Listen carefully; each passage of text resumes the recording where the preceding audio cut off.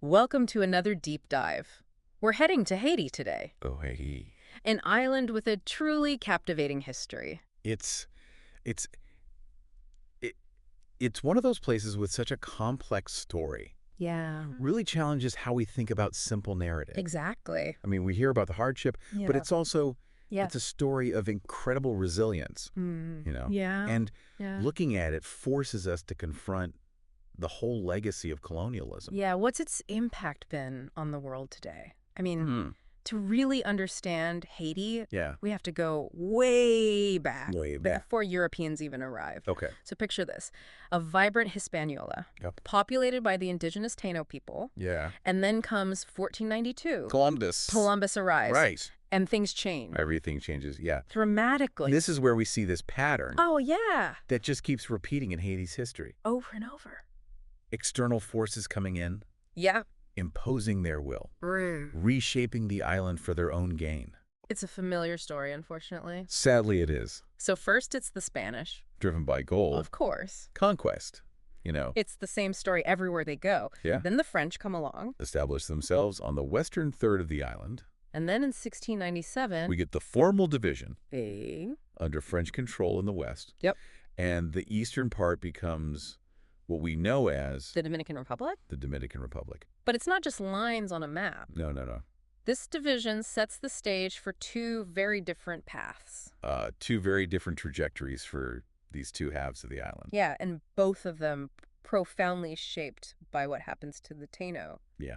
The indigenous population. Decimated. Warfare. Disease. Forced labor. I mean, they just Just gone. took a horrific toll. It's just tragic. And it created this void A need for that's labor going to be filled. in the most brutal way imaginable. This is where the story of Haiti gets tied to this global demand Oh, absolutely. for commodities. Coffee. Yeah. Europe just can't get enough Yeah. of this new drink. Yeah. And that desire fueled a horrific engine. The transatlantic slave trade. The transatlantic slave trade.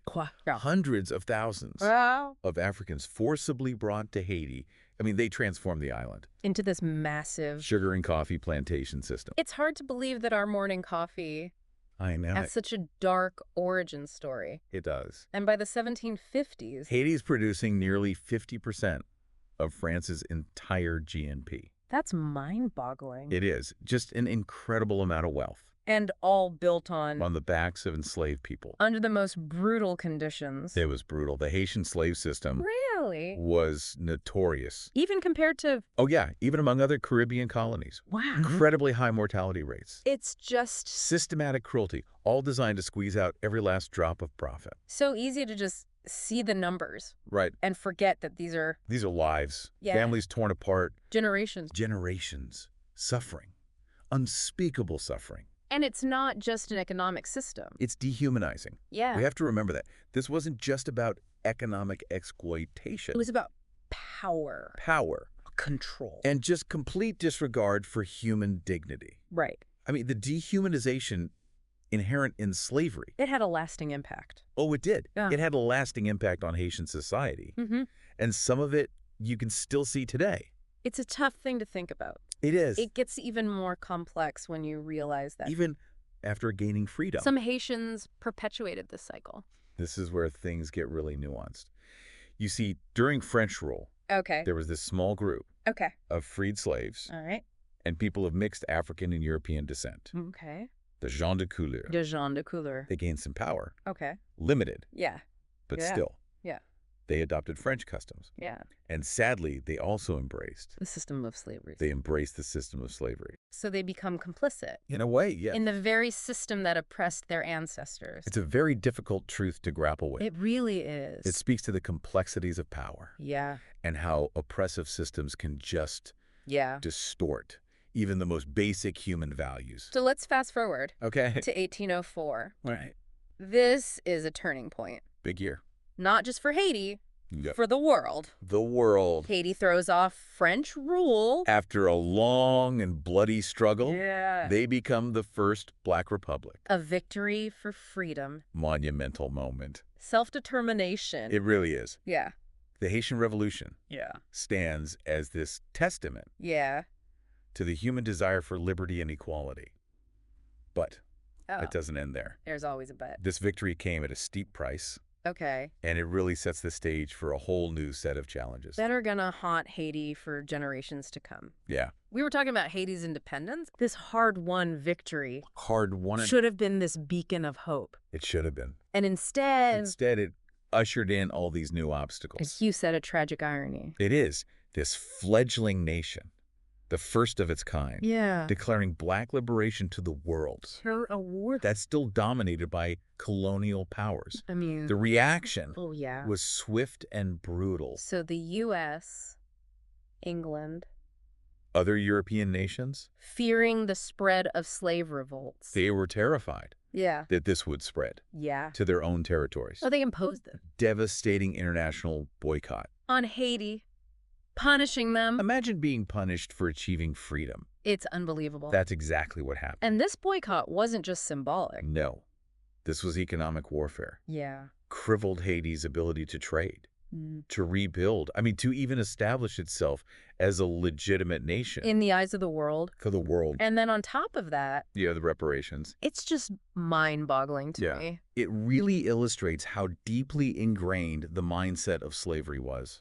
So France wants compensation, Yeah, they lost their colony. but not for the land, Right, not the infrastructure. but for their property. Their lost property, Mhm. the enslaved people. Just unbelievable. It is. So 1838, Haiti agrees. they agree to pay France, This indemnity, 150 million francs, which today, would be over $21 billion. how could a nation How could they? just starting out already facing this global boycott? I know. How could they possibly afford this? They couldn't. This debt, it was like shackles, Yeah. a millstone around Haiti's neck, For over 80 years? draining resources. That could Yeah. have gone to education, Right. infrastructure, development, Everything a young nation needs to thrive. Exactly. It makes you wonder Mhm. if Haiti is still paying for its freedom today.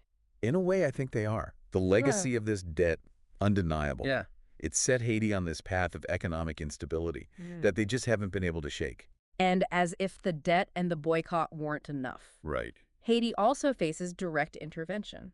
From the United States, From 1915 to 1934, U.S. Marines occupy the island. restore order and stability, they say. That's what they said. But this occupation, Had far-reaching consequences the U.S. takes control, of Haiti's finances. imposes a new constitution, Even allows foreign land ownership. which Haitians had always resisted. They had. And this is a pattern we see so often. All the time. Powerful nations interfering in the affairs of weaker ones. Under the guise of help. Right, with ulterior motives. Always. I mean, officially, the U.S. occupation ends in 34, Officially, yeah. but it cast a long shadow over Haiti. It did. Their influence continued. Shaping the political landscape. Propping up regimes. That aligned with U.S. interests. So this brings us to Post-World War II. the U.S. is a superpower, Global superpower. and we're in the Cold War. In Haiti, Becomes another pawn. on the geopolitical chessboard. Ex- Fear of communist influence In the Caribbean, leads the U.S. to support a string of dictators, the Duvaliers, father and son, Papa Doc and Baby Doc. from 1957 to 1986. Not exactly champions of democracy. They were notorious human rights abuses, repression, corruption.